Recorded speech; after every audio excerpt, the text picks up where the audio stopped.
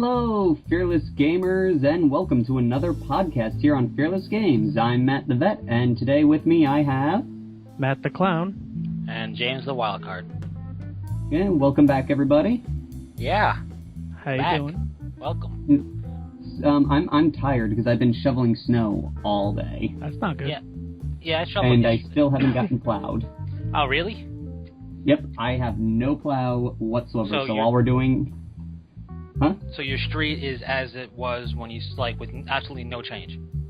Yeah, if you look at the picture that I posted on Facebook where you guys forced me to shovel all the snow, it's still like that. Really? Yep. That's not good, because eventually that's going to get really, stiff. Because it's going to partially melt and freeze. We had a plow go down the cross streets, but they have yet to actually go down the actual streets. Wow. Wish you had a snowmobile now.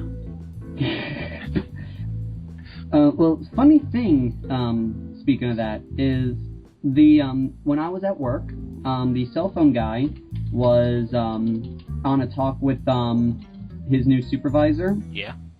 And what happened was he goes, okay, guys, just because it's snowing outside, I expect all of you to be at work tomorrow. So let us all be shoveling our cars so we can get there. And if your streets aren't plowed, well, then we got to go and shovel those too. Yeah, sure. So he wants them to shovel the street till he reaches a street that's plowed, walk all the way back, and get his car out. That's when you show him a nice birdie and you go, listen, that's not my job to shovel the street. Why not just hoof it to a bus station? Or have I feel like that would be actually faster and easier. Nope, he wants them to shovel out the street. Because you're doing your citizens a service. Yes. So, we actually have a question we never addressed all the way back on podcast 0004. Oh, man. Yo, yeah. That was you guys three totally podcasts ignored ago? it. Yeah, well, we didn't ignore it. What we did was, there's only two of us, and that's a question I wanted more of us for. Well, what it was is I personally think, I don't know, did you see the question when you guys did the podcast? Yep. So... Okay, because I told Matt about it, and I was like, oh, just so you know, on podcast number 4, there's a question. He's like, okay, sure, and I thought he was going to be there. Nope. And then when you guys never said anything, I was like, oh, they must not have known. I should have told both of them. No, I saw it, but this was a question that I wanted to have at least 3 of the 4 here for, because... Well, I'll just read it. It's ironic because this is, I think, a question that all 3 of us were here to give an example for. Yeah. So, speaking of pizza, here's a question, you guys. Ever tried maple syrup, real maple syrup, not just the corn sugar jazz, on your pepperoni pizza, or salsa on your blueberry Pop-Tarts? This is from Turn Corin, I guess. Yeah, thoughts? So wait, what was it again? I'm sorry, I got distracted. You ADD jerk. Yep. Nothing wrong with ADD people. Just No. Just okay. I actually do have ADD, incidentally.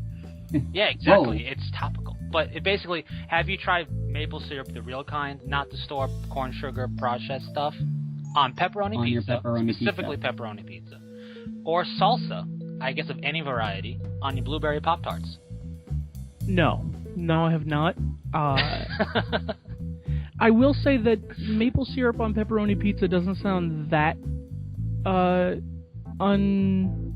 unorthodox.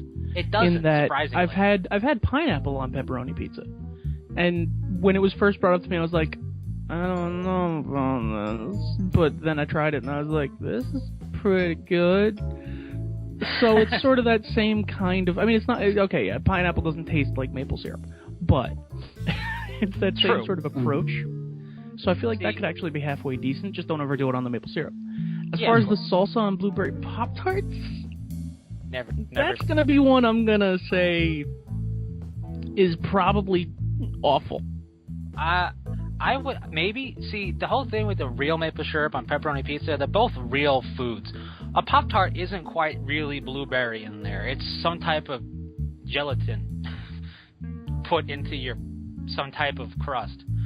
Interesting enough, do you know how they create that blueberry, taste?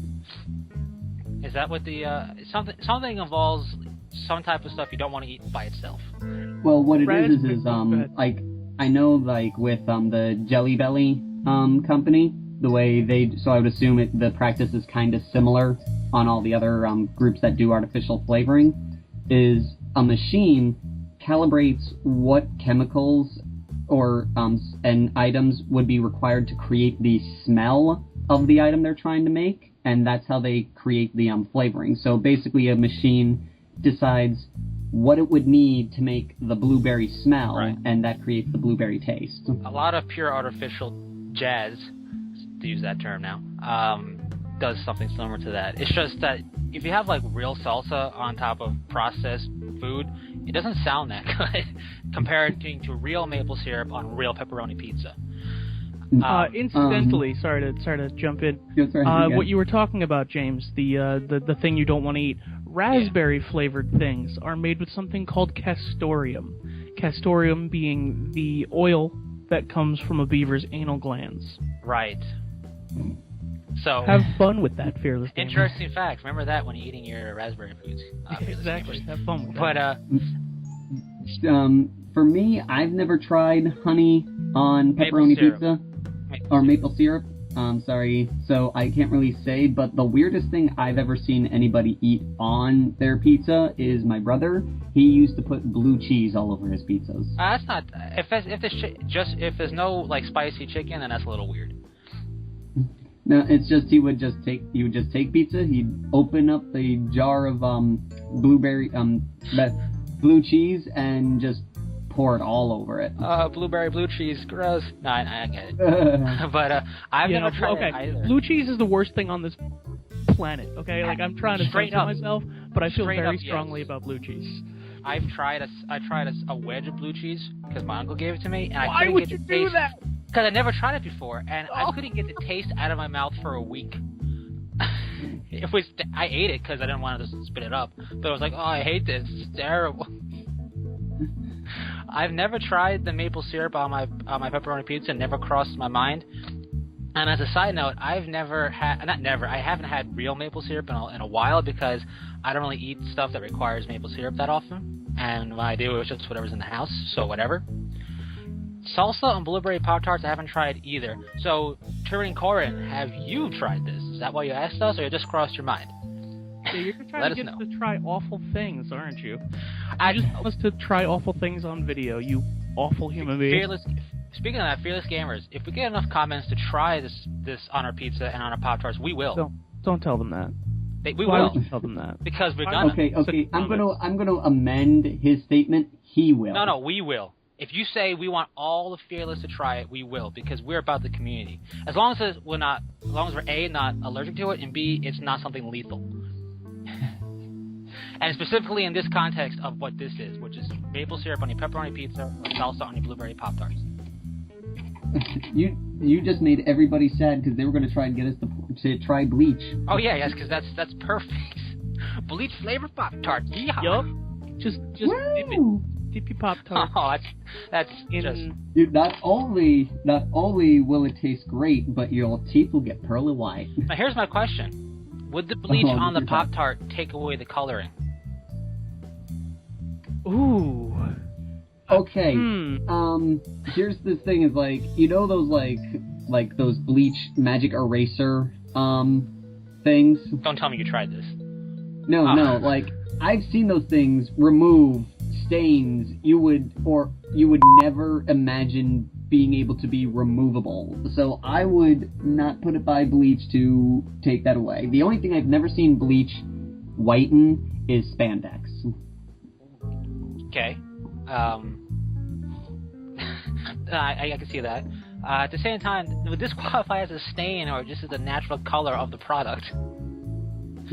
Even though it's artificial. Well, a lot of those frostings and such are dyed. Yeah, they are. So I wouldn't call it the natural color. Well, it's the natural color of this processed food. After it's been mixed in. Exactly. Pop-Tarts grow on trees just like this. Obviously. You just pull them off a tree.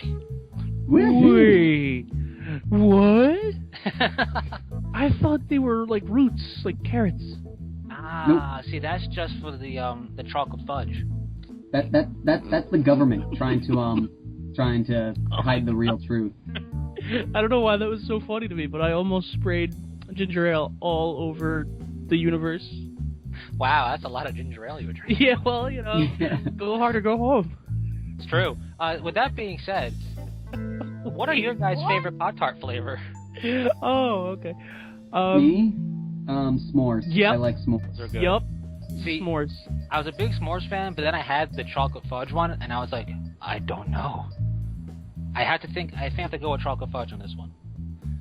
It's been a while since... I don't think I've had the chocolate fudge, or if I have, it's been a long time, but it's usually s'mores, unless I'm not in the mood for something, like, gooey, Right. then it's the maple brown sugar.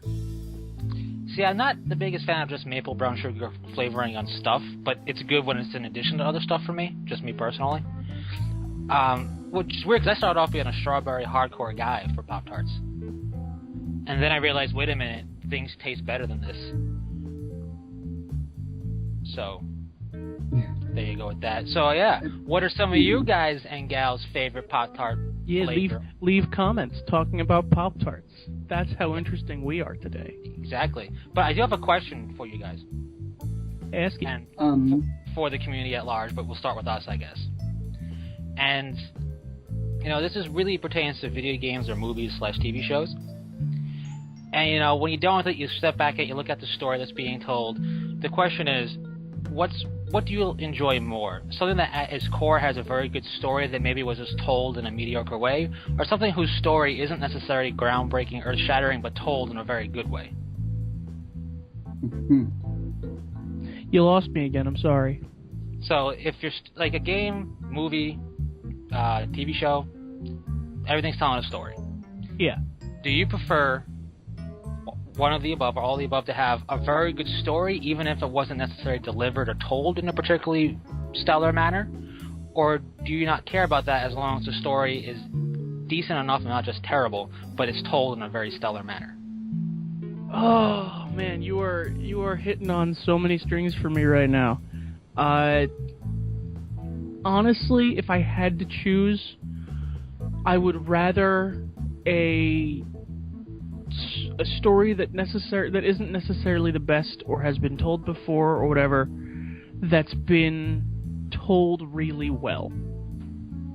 Because if you could have the best idea in the world, if you don't tell it right, it's just not going to be very good. Exactly, and I will have to agree with you. I'd rather have something that has a very predictable story, or something that's been told a million times, or just not like groundbreaking or shattering, but if it's in a way that makes you go, wow, that was really good, is being told. Right. I prefer that. I think that's why so many and I don't know where this conversation is going to go, but I think that's why Avatar was so popular, is that while the story itself was not new or innovative, it was told well enough and presented well enough. Right. Not just the story, but the rest of the universe and whatnot being presented in such a way that it really was very captivating, But the story was just, it was Pocahontas, it was Dances with Wolves, it wasn't anything. Oh, I love Dances Fern with Gully, Wolves. The Last Rain Stars. Everyone loves Dances with Wolves. It was Fern Gully. Yep. And what I liked about it was that James Cameron basically came out and said, "Oh yeah, there's totally nothing original about this story." At least he admits. Like he admits that the story is unoriginal. Right. Yeah, So just everything else about it, the presentation is what's captivating. Yes. Yeah. All right, that leaves you, the vet. What do you think? I honestly have no idea. I'm sorry, like I'm having a little trouble wrapping my head around. Okay. My So choice. here's how about I'm gonna put this in a way that I think you'll understand. Okay. Would you rather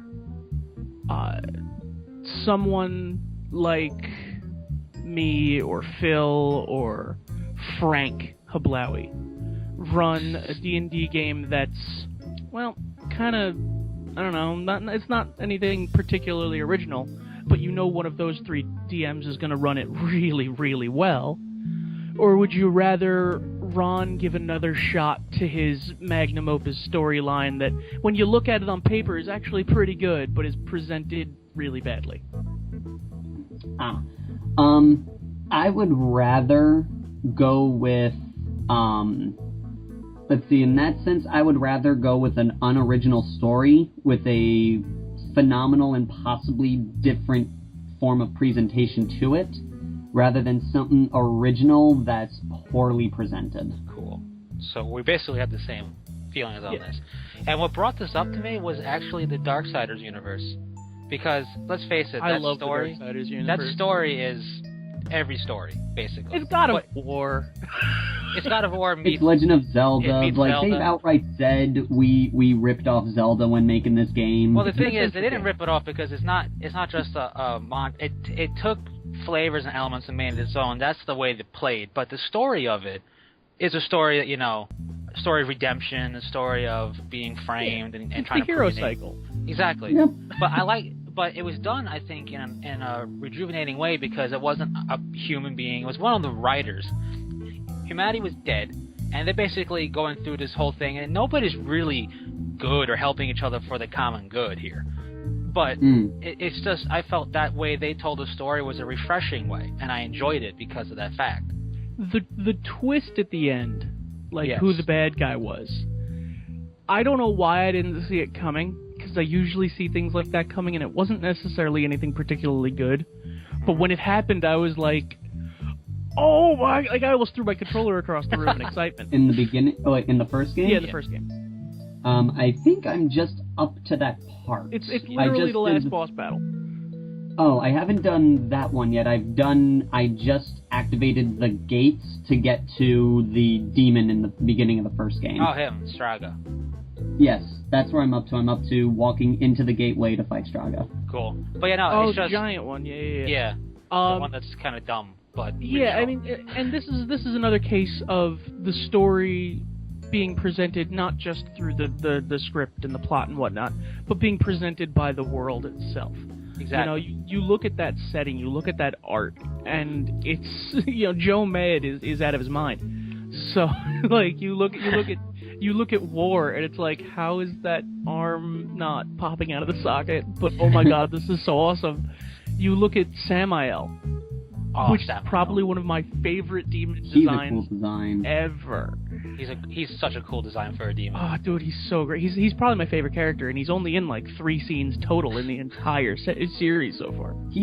What's interesting is every time I see him, I instantly think of a Bloodthirster. A little bit. He's got that classic feel. I think of Satan from Legend. He does look a lot like him as well. He just looks a bit tragic. One thing I really particularly like about War, especially in these games, is he never really apologizes. He's never like, oh, I am so sorry for the things that... He's just like, no, I'm War. Go suck one, because I'm gonna... He's like, I'm War, this is what I do. I'm gonna hit you with Chaos Eater, my sword that eats chaos. Basically. Give me the controller. One thing, that I just discovered that I thought I'd bring up here is, you guys heard about the whole Spot the Space Marine issue? No. Okay. Spot the Space Marine is a book on Amazon.com. Oh, that. Yeah. And Games Workshop guys, hold on 1 second.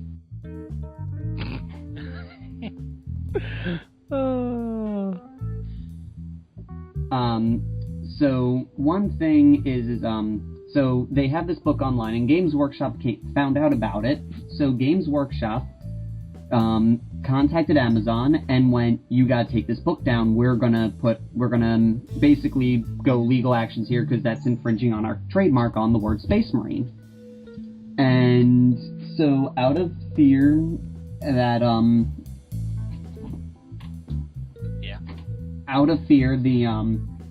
the author took the book down. And recently, Amazon said, no, actually, this is not infringing on copyright trademark, because the only trademark you have for the word Space Marine is on the video game Warhammer 40,000 Space Marine. So Amazon allowed the book to go back up on their website. So recently, Games Workshop posted on their Facebook the following statement. Games Workshop owns the product. The Games Workshop owns and protects many valuable trademarks in a number of territories and classes across the world. For example, Warhammer and Space Marine are registered trademarks in a number of classes and territories.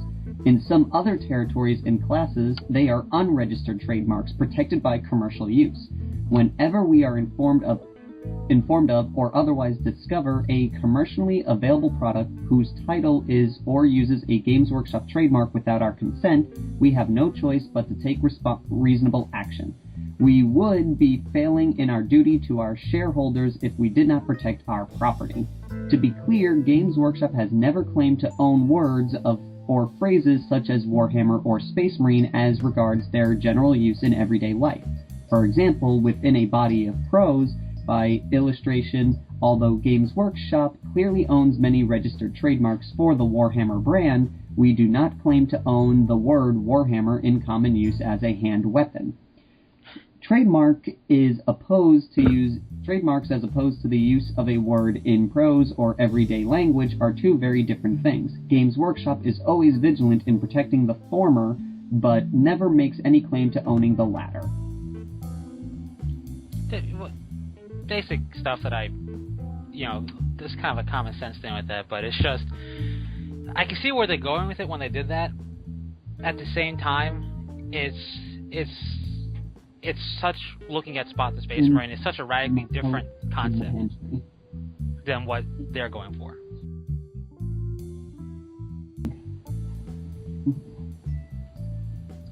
Sorry, my parents want my car keys and... It's okay. Yeah. You don't have to apologize. But yeah, I just thought I'd bring that up, that was something interesting that I thought of, since this is the latest thing going on with GW right now, is them attacking this person for their book. Yeah, it's another case of a company with IP going after stuff. I mean, in all realms it happens. I mean, I'm surprised, for example, when I saw Darksiders, the first game being worked on, I looked at it and I went, wow, if Blizzard really wanted to, they could try and make a case against war right here. And some of the way the characters look in the game, for a lot of it was not a lot, but a decent amount of the heroic scale, which you can't claim, but the way the coloring and the art rendition of it was a lot basically from the Warcraft universe. A lot of people made correlation between war and Arthas, for example.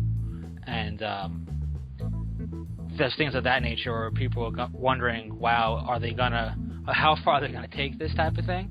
But nothing came of it, obviously, because there was no straight up name or real any type of IP infringing upon it. But that is one thing. When I first saw War, I'm like, he's very similar looking to Arthas, which is not bad because Arthas looked awesome. Yeah, I did like Arthas. He was pretty good. And just a quick thing, Arthas is how Anakin should have fell in Star Wars. The whole fall of Arthas is how Anakin should have went, basically. But that's neither here nor there, I guess.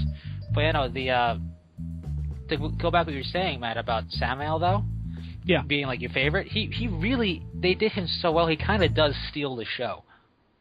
He really, really does. I want to have a game about him.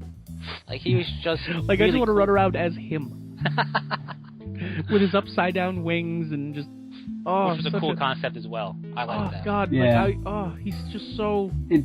What's interesting about a lot of his design is his design is something you would naturally expect someone to say predict a demon, but reversed in such a way where you're like, how can that physically work? But it makes sense because it's a demon, and demons don't really follow the logic that we do. Yeah, I just like with the upside down wings. Yeah, and I like, he's kind of almost a take on the religious mythos of Samael, in a way.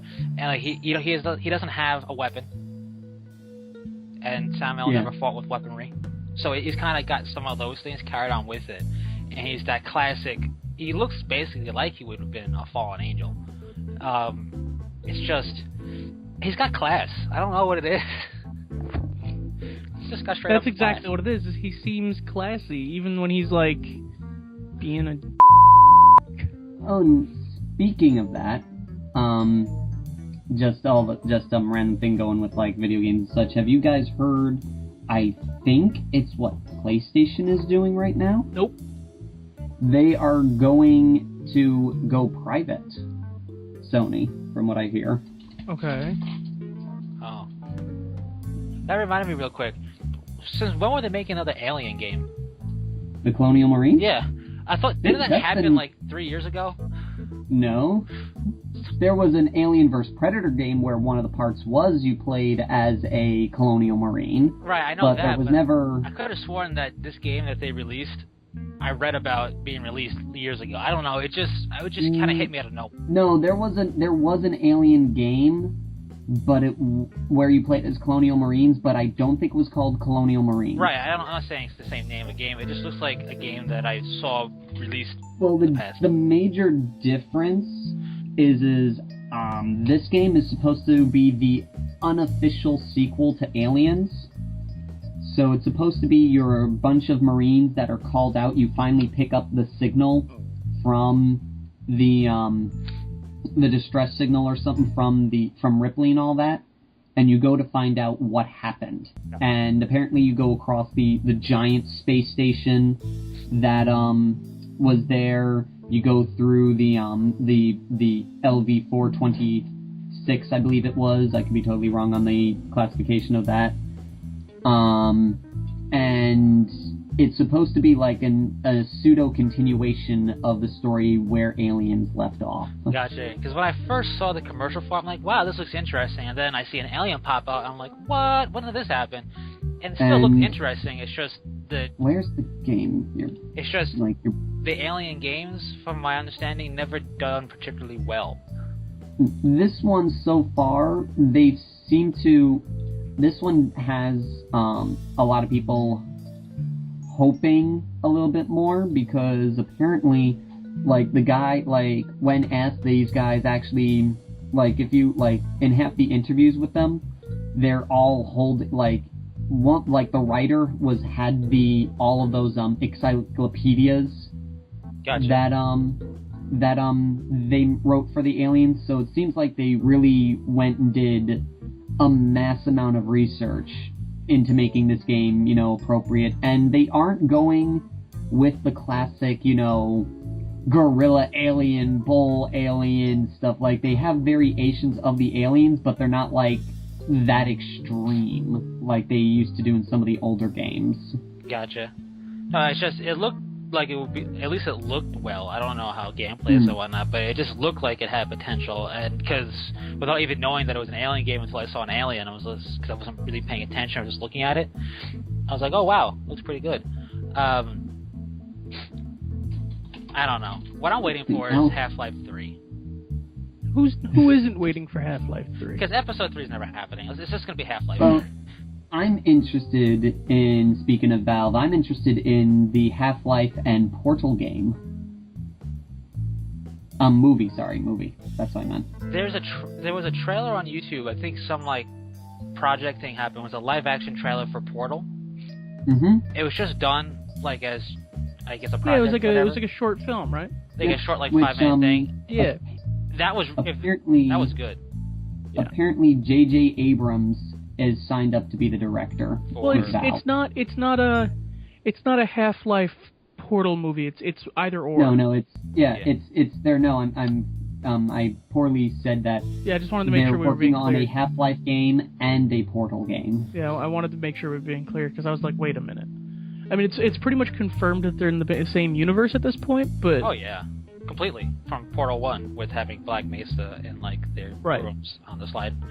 But what would be cool for a Portal movie is kind of maybe, a little bit of a... I want to say a prequel, but kind of an origin story. We kind of got it, but, like, just to go through the process of the homicidal rampage that happened. Through a robot.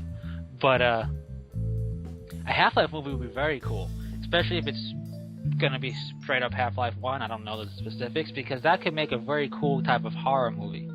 Because Half-Life 1 especially when it came out, was pretty scary.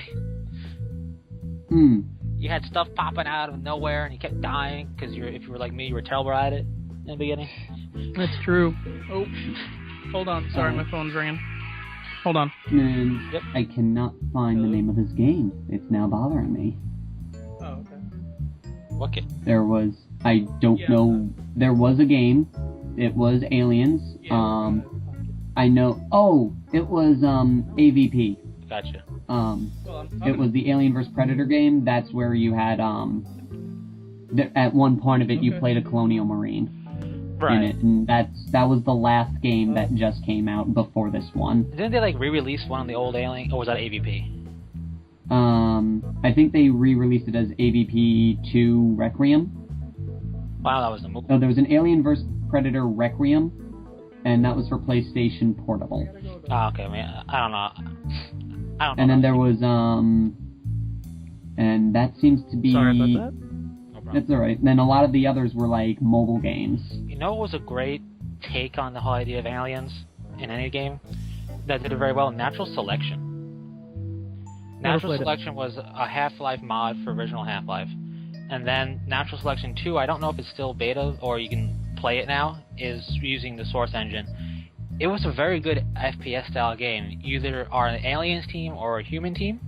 And the human team has a commander who basically acts like he basically plays like a strategy game, giving out orders, and people usually listen to it, and dropping buildings to be built or like equipment to pick up, and researching things to make the humans better. And the alien side, everybody basically plays on their own, but they help each other out.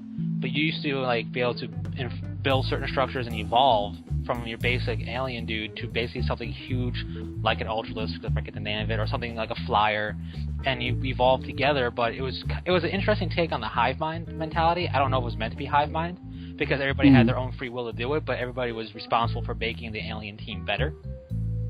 So it was a pretty good concept, because on the human side you had one guy, the commander, who's basically researching and doing stuff and dropping defensive turrets and giving you equipment and telling you, hey, go here because I can see the map basically, and there's something in this sector or whatever it is. And the aliens don't have that, but the aliens have a lot of capabilities, like they can run on walls, they can, I think they could regenerate a little bit, they could evolve to a bigger alien. It was pretty cool. It was done very well. Speaking of video games, incidentally, Okay.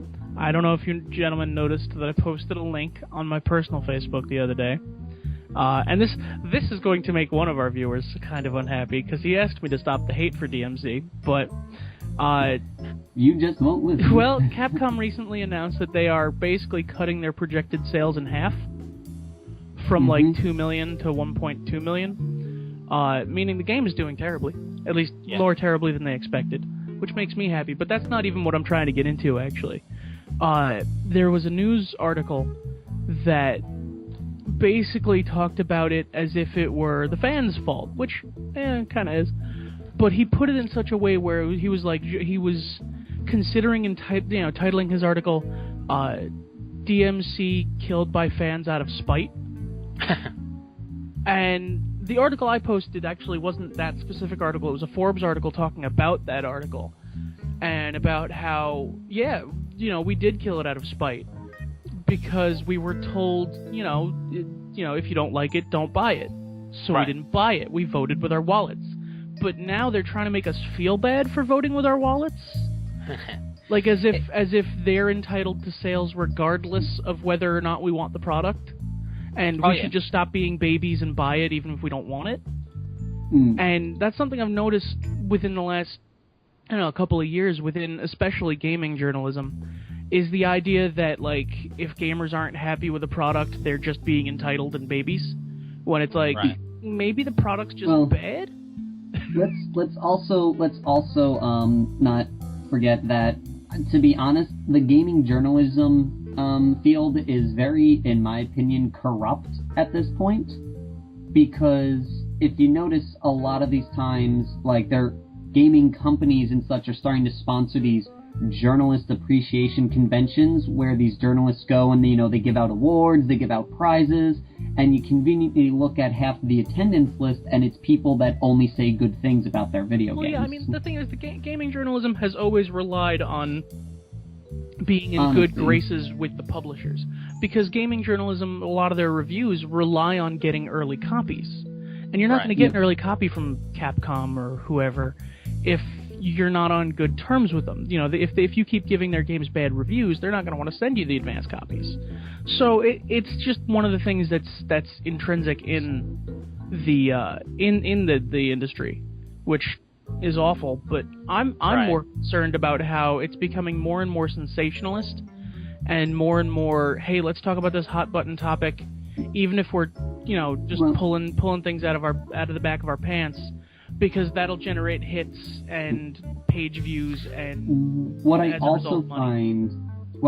find interesting with a lot of gaming journalism, especially, you know, like IGN, GameSpot, and all those things, they don't have a problem giving good reviews and such to, say, like Sony or Xbox, but they have massive problems with giving Nintendo's praise. Right, it's being Like, I biased. just want, like, a good example that I'm just gonna post here is, once the Wii U came out. Now, I'm just gonna say right there for everyone, you know, I'm a huge Nintendo fan, so my opinion is swayed a little bit towards Nintendo, but this is one of those times where I don't think that it's a question of whether or not I like Nintendo itself.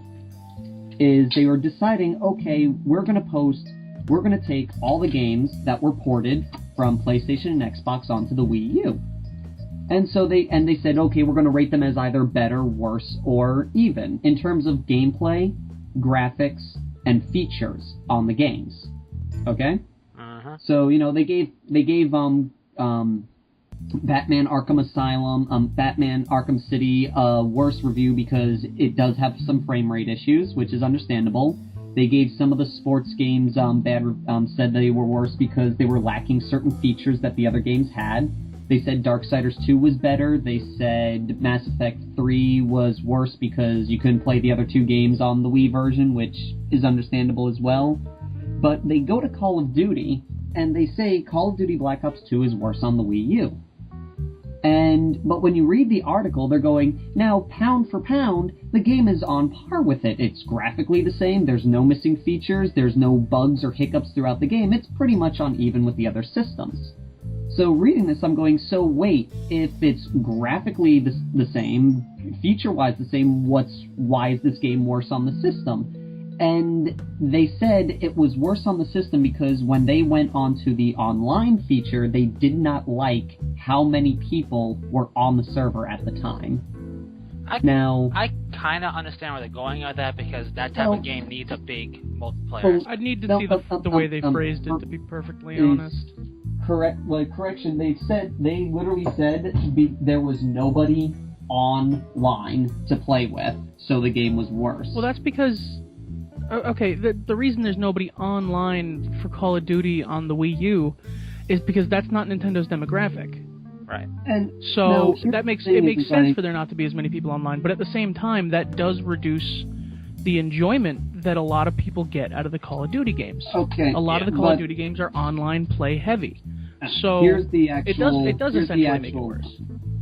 Well, here's the thing though, is I could understand if they were saying, like, you know, oh, you can't create a game as easily, you can't join up with other games as easily, that's fine. But if just because not as many people have bought the game thus far, I don't think deserves a worse credit. It goes, playing online with the second player can be done without splitting the screen with one person on the gamepad and another using the television. Unfortunately, a lack of online activity severely affects the multiplayer side of the equation, the major selling point of the fans of the series. If they were saying, like, you know, if it was like the old Wii, where it was next to impossible to create a game or to join a game, I can understand that. But if they're sitting there going, oh, there's 3 million people playing on the Xbox form, but only 3,000 people have bought Call of Duty so far on the Wii U, I don't think that's a fair assessment to saying it's worse. See, I disagree, just considering the way that Nintendo tends to approach online games. I don't think anybody's going to buy Call of Duty on Nintendo, and that they don't have to. They don't have to, you know, buy it on Nintendo. But just because it's not a technological hardware or software issue doesn't mean that a reviewer shouldn't approach it. and doesn't Right. mean that it shouldn't affect the score.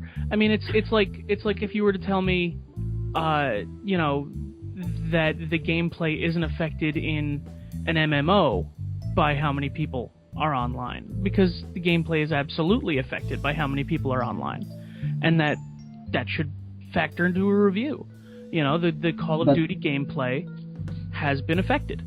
Right, because basically Call of Duty, it has single player, and it's basically a tutorial, let's be serious, and it's there really to go online and level up. Now, the thing, while I think they should factor into the review, I think also they have to keep in mind this is a port to a new system.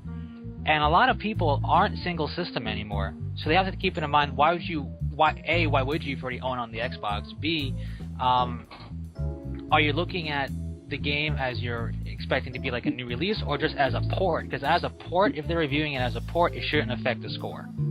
They were reviewing it as how it stands up as a port from the other versions, and like I said, I think when they like say if they were going, okay, let's just say on average, the average multiplayer game is 10v10, and if they have a 10v10 bout on the Wii U and it's exactly the same experience, I don't think it should affect the score just because there's only enough people because they don't like that there's not enough people on the game to do bigger games, even though there is enough people on the game to do your average multiplayer match. Did they say they were having any problems finding a full 20 people to get a 10v10 going?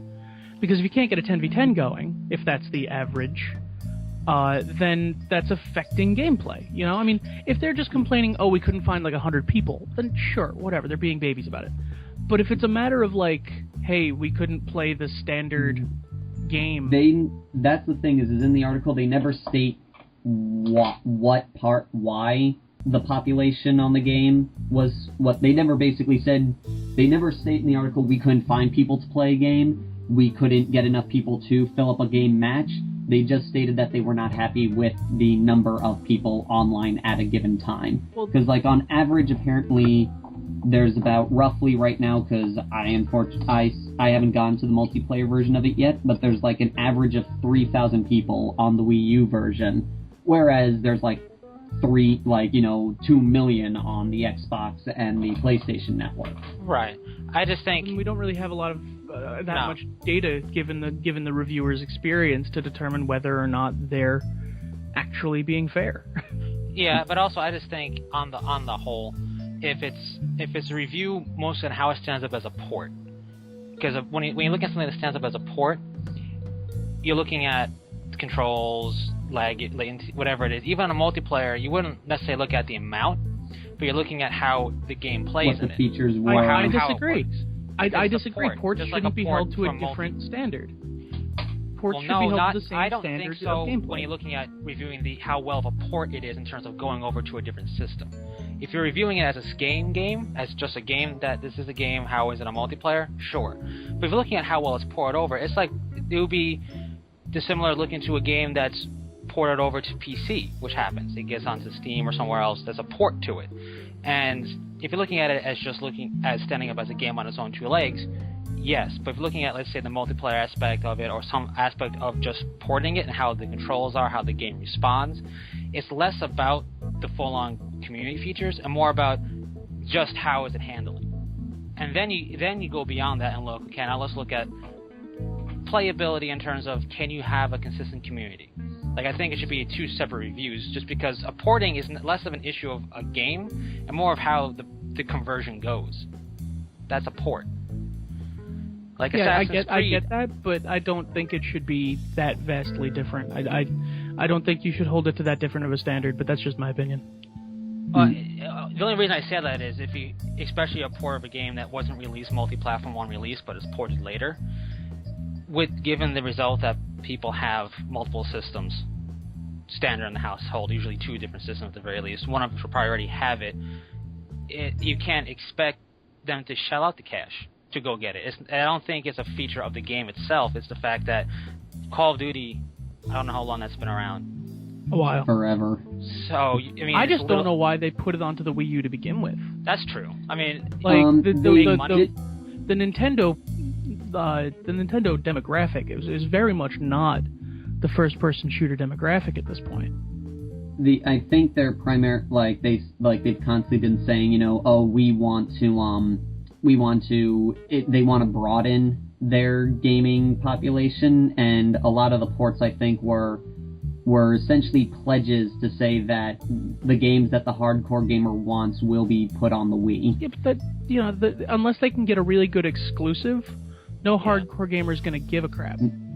As of right now, they do have probably a fairly decent exclusive. It's just that everybody's pissed off that Nintendo was the only one willing to shell out money I'm talking for it. specifically about first-person shooters, not like Bayonetta 2. Unless they get the next Call of Duty as an exclusive on the Wii U, they're not going to get the first-person shooter crowd. It's just not going to happen. It can't happen. Just look at the infrastructure that Xbox Live or PSN has. There's no way that Wii U will get a sufficient standalone FPS that's multiplayer based. It can't happen. Right. It's just not gonna. Nintendo's never gonna take that market, and that's okay. No. I don't want them to take that market. No, we want the fun market. That's what Nintendo has. That's what Nintendo has. The fun market. Nintendo is just about being fun and silly and just play it and you enjoy yourself.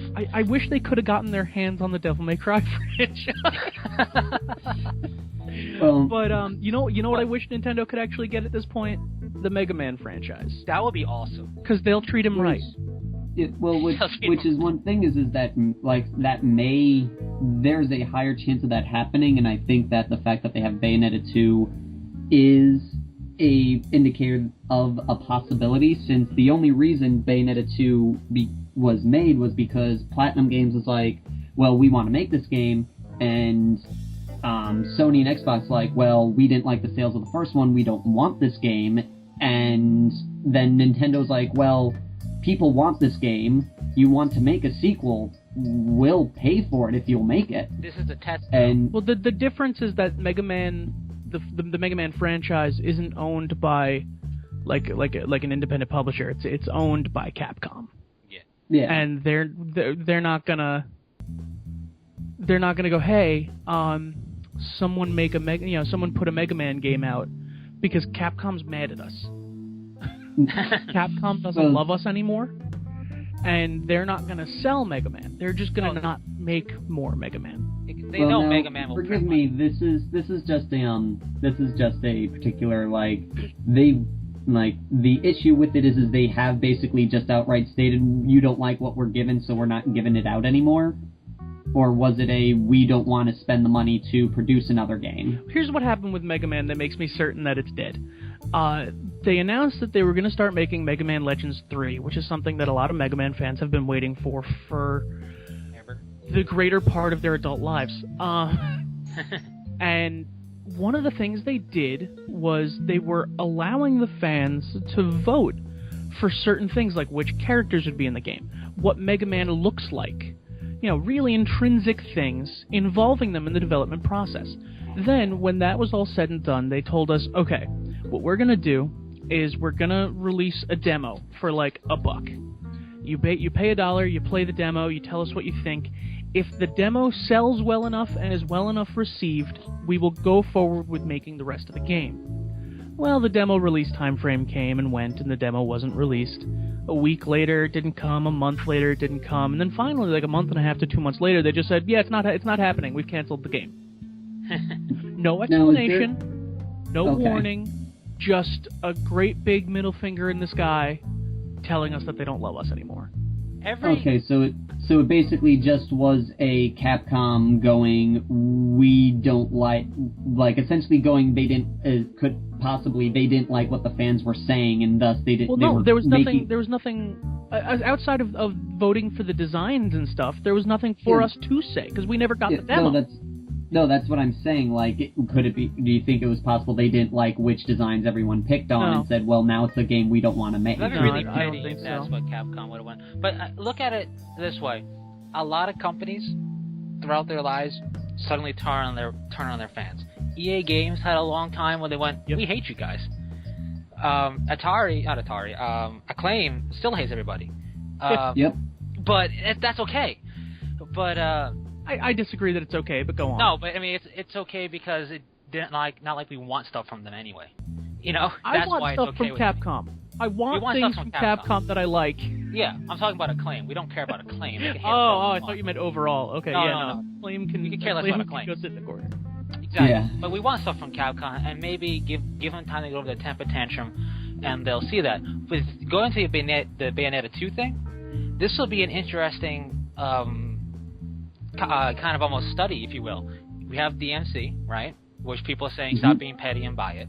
And we have Bayonetta 2 that Nintendo's basically going, we're going to produce it because people want to buy it. So on one hand, you have on the flip side, you have the boycott of DMC. The fans going, well, we don't want this game on this system, so let's not buy it. It's kind of like a reverse. We'll see.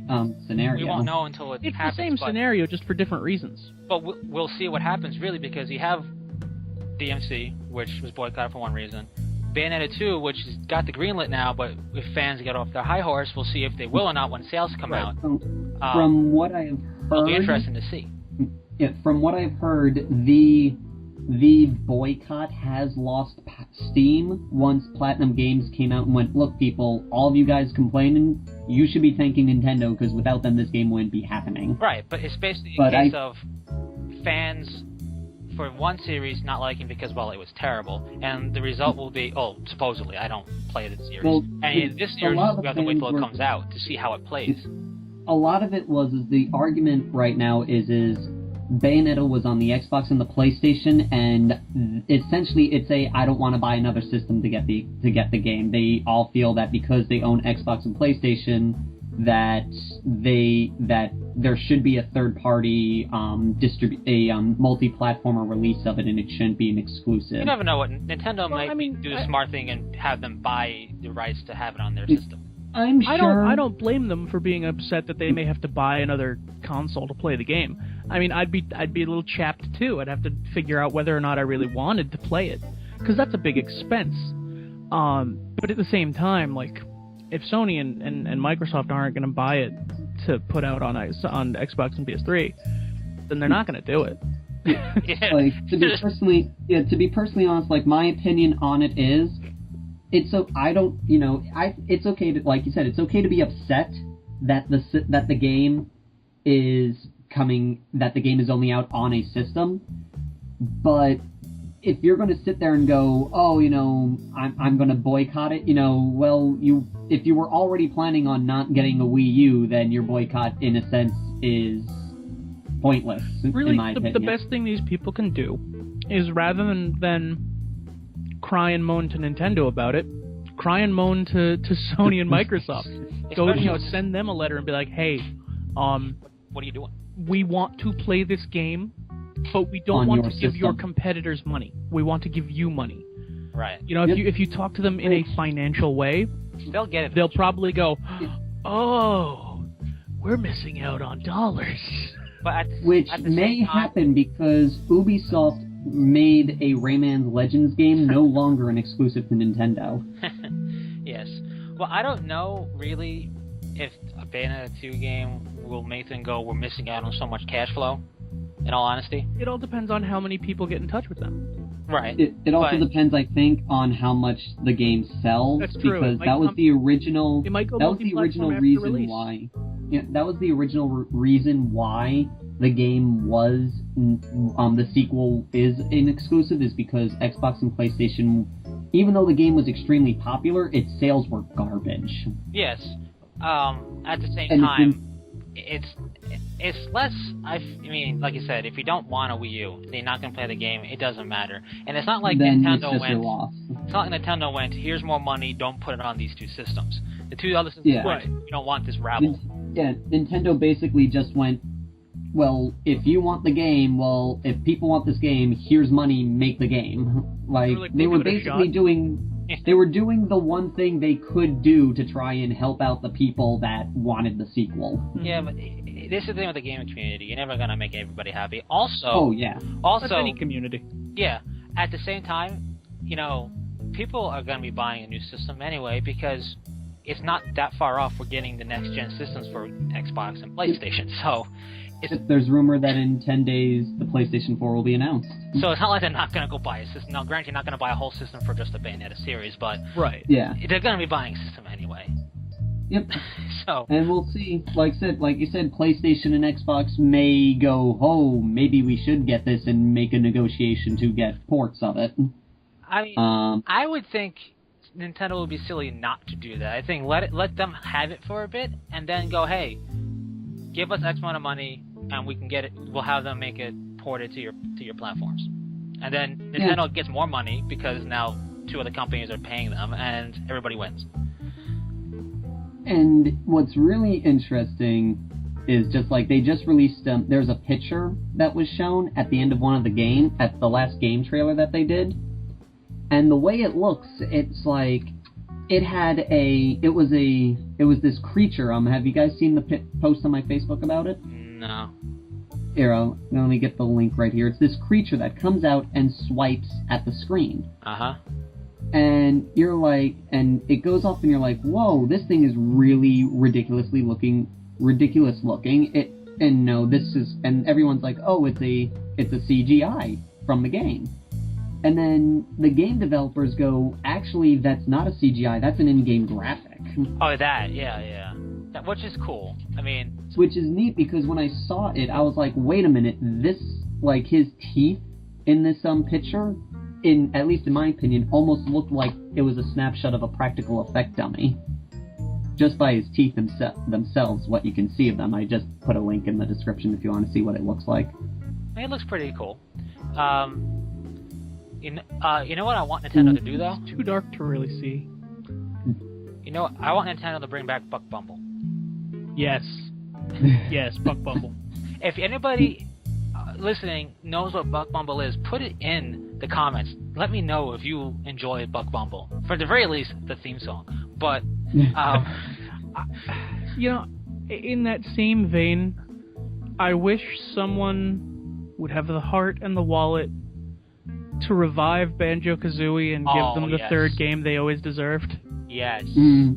Yes, please. Because Nuts and Bolts, let's be honest, Nuts and Bolts was... I never actually played the sequel. Garbage. As long as you played the first one, you didn't miss out on anything. Banjo-Kazooie and Banjo-Tooie were both great. Yes. I never played that one. It was great. It was Banjo-Kazooie 2. It was just, it was good. Banjo-Kazooie Nuts and Bolts. Like, I don't know what they were thinking. I think they might have been high. Banjo-Kazooie was one of those ideas, like, it's essentially like just what we were talking about. It was on a system at the time I didn't own. Yeah. And I was just like, I don't really want to buy the other system, so I'm just going to have to miss out. And I just, unfortunately, it couldn't, by the time I got an Xbox, the game was no longer available, so it was my loss. Wait, what I like Banjo-Kazooie Nuts and Bolts, specifically for Xbox. Right, because the Banjo... Yeah, no, because Banjo-Kazooie and Banjo-Tooie were not on Xbox. No. Yeah, I thought Tooie was. No. But what I loved about it was basically, when Banjo-Kazooie first came out, they basically took everything right they did in Super Mario 64 and just made Banjo-Kazooie using all the correct things. Well, giving them really good combo abilities, and it was different enough. Let's not lie. No, I'm not saying it's a mirror. I'm just saying they took all the right aspects and made it a fun game to play. Yeah. And they took all that and they put it into Banjo-Kazooie. Right. So you have that. So if you enjoyed Super Mario 64, you would love Banjo-Kazooie. Oh yeah. So I think it played that way. I think the part to me that was most painful about Banjo-Kazooie Nuts and Bolts is that a few years before it came out, there was this thing released on the internet. It was almost like a commercial, and it was Banjo and Kazooie like sitting around, and it was basically with like the equivalent at the time of next gen graphics of a Banjo-Kazooie commercial coming from like the N64 graphics to like I think it was probably PS2 time frame graphics, and it was very, very exciting. And it was like coming soon, Banjo 3, and we were like, no way! And then Nuts and Bolts happened. And we all kind of died a little inside. I don't know why, but that reminded me of a game that still hasn't come out yet, but I can't remember the name of it. It was kind of like a post-apocalyptic thing where the people were infected, but it wasn't like zombies or rage. Like, it was based on this concept of a fungal infection that can take over like ants and whatnot, and the idea of it. Oh yeah, the cordyceps thing. Yeah, that thing. That I don't know. I haven't read much on it recently because I only heard basically the teaser for it.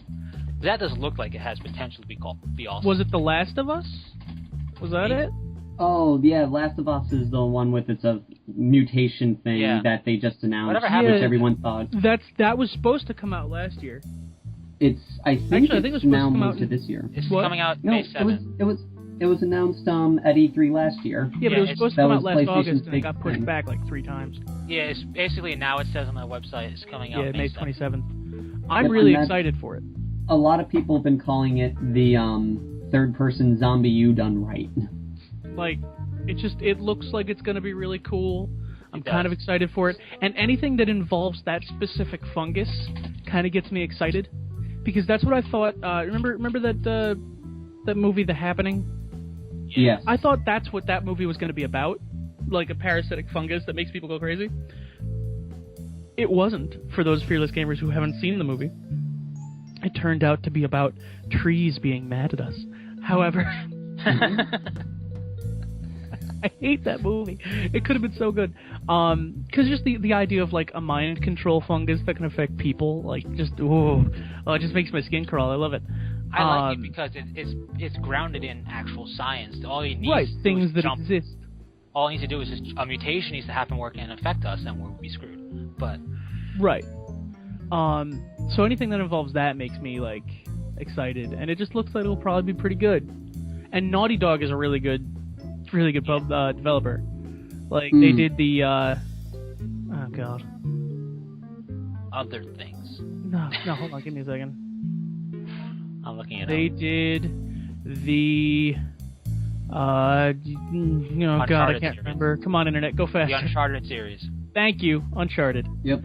And Uncharted is great. They also did I Crash don't know if you Bandicoot. played Uncharted, but it's great.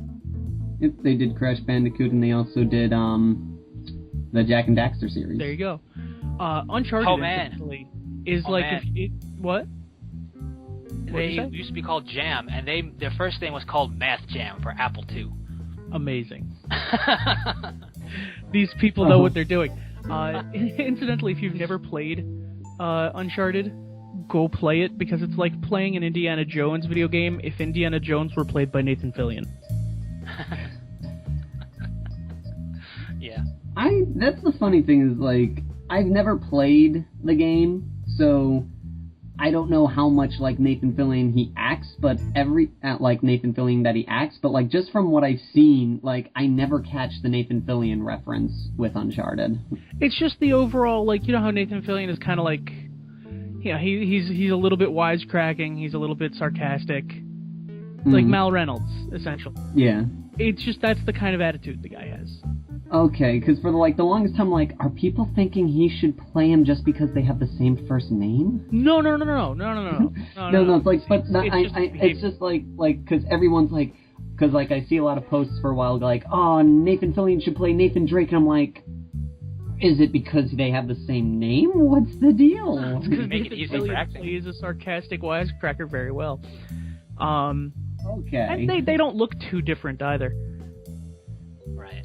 That I would have to say I can't see the resemblance. Fair enough. But yeah, they're so fun, dude. They're so fun. I want to play 'em now.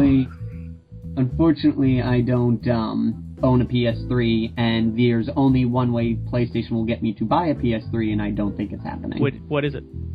They'd have to make a Zone of the Enders 3 game. Don't worry, Isn't that'll that happen supposed- on isn't that supposed to be PlayStation coming? 6. No, what?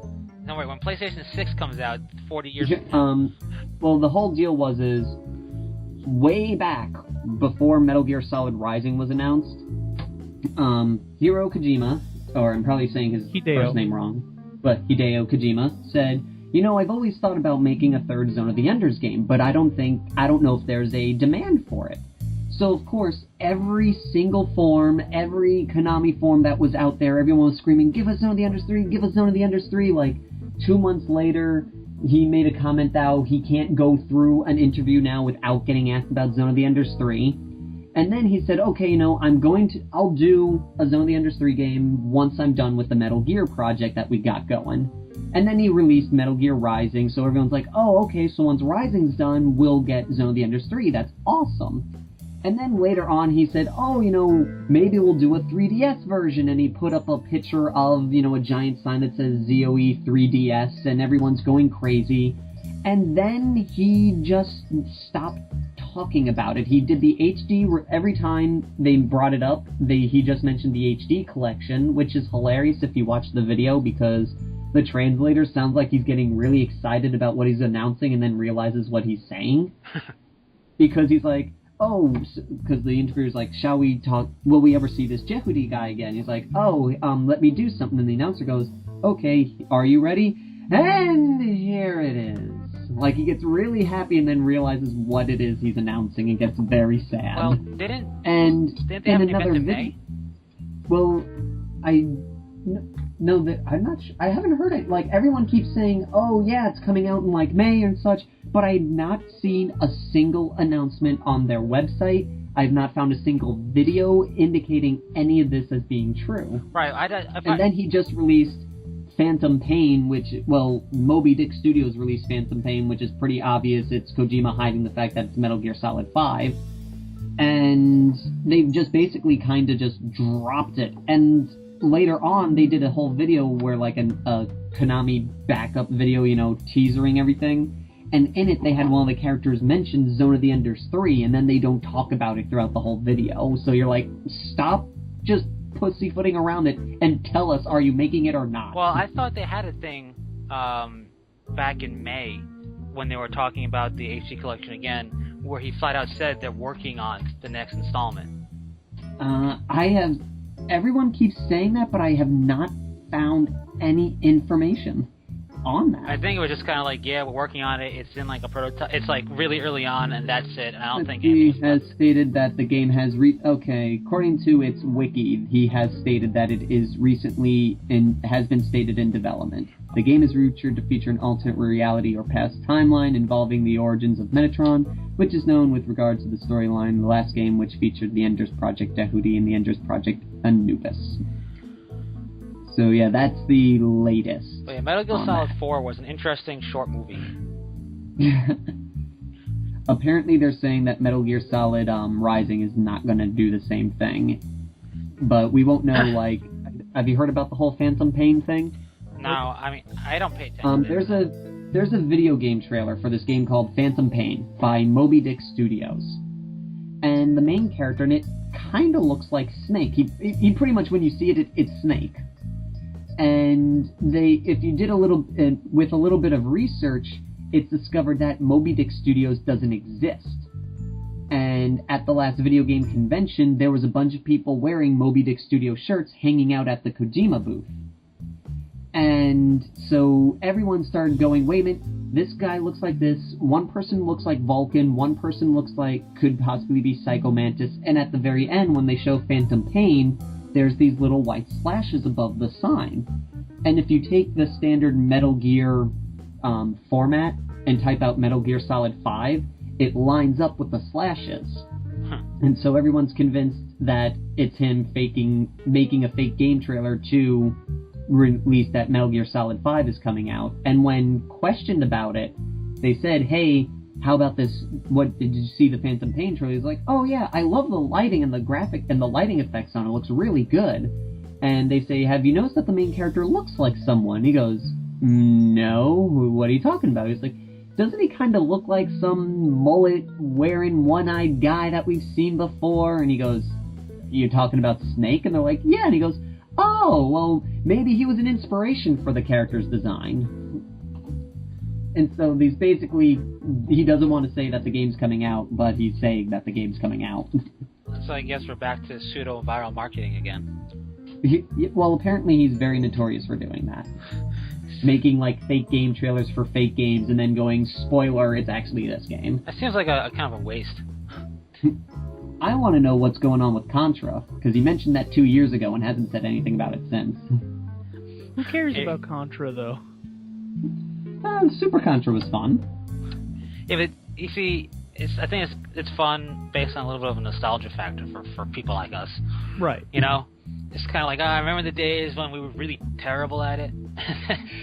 You mean like I can only now? get to the skeletons. Because I'm still terrible at it. I am. I could only get up to the skeletons. I couldn't get any further than that. I don't think I've ever gotten to the skeletons. I didn't even know there were skeletons. There, apparently. There's one of the final bosses, after the turtle and the giant spider thing, were these two metal skeletons that were like T-800s, but they were like 9 feet tall. I don't think I've ever made it to a boss in that game. Never got to the turtle? I didn't know there was a turtle, dude. Yeah, there's a giant robot turtle that shoots out bees. What? Yeah.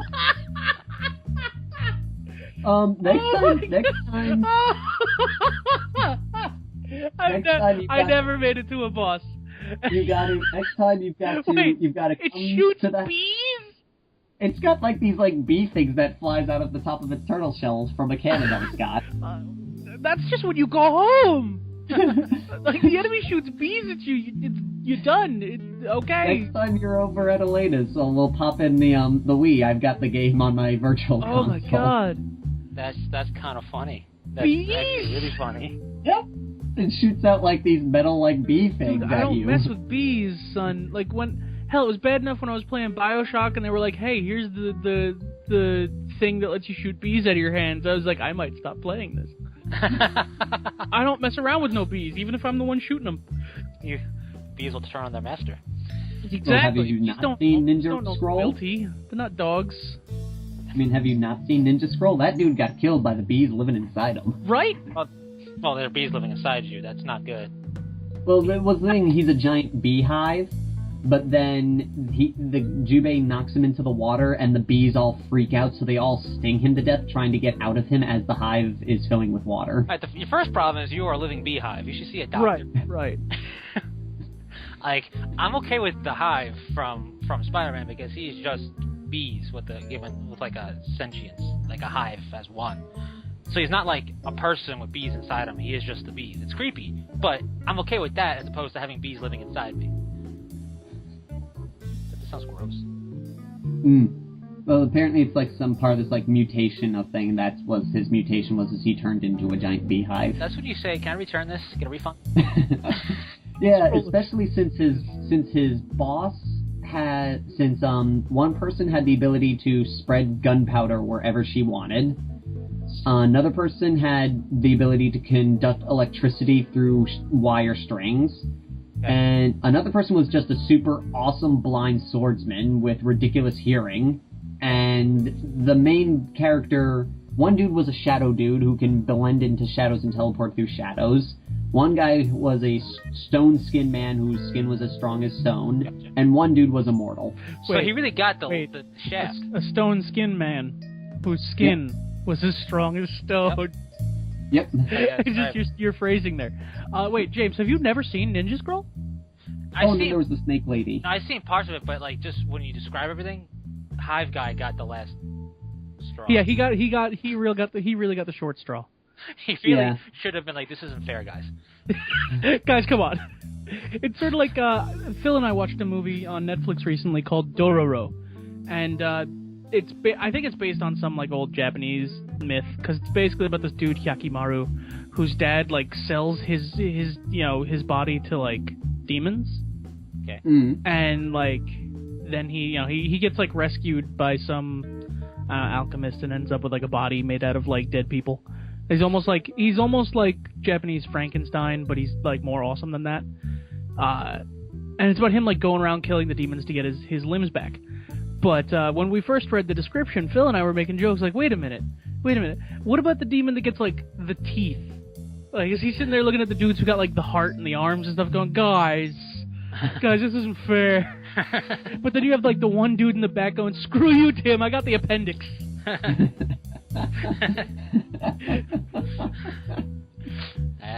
That's exactly like how it happened. But then I thought about it more, and I was like, no, dude, each individual tooth goes to a different demon, and they travel in a big pack. And they're just like, it's like the Jets and the Sharks. They're like a gang, and they like snap at you, and then they chomp on you because they have teeth. Wow. Nice. Shut up, James. You went there. I was bored. I was bored. Okay. I do believe we should end this Yeah, because this that's it. podcast has gone on for an hour and 15. Yeah. There's no better way to top what we just said, really. Yeah, no, we have nowhere else to go. So, thank you all. Again, if you have any questions, let us know. Since I'm kind of snowed in and have no place to go, this should be up either late tonight or early Monday. Thank you all for joining us for this. Yeah, it's been real, guys. It's been real. I thought So, virtual. Well, maybe. virtually real. Oh man. All right. So, until next time, Fearless Gamers, this is Matt the Vet. And Matt the Clown. And James the Wildcard. Until next time, Peace. take care.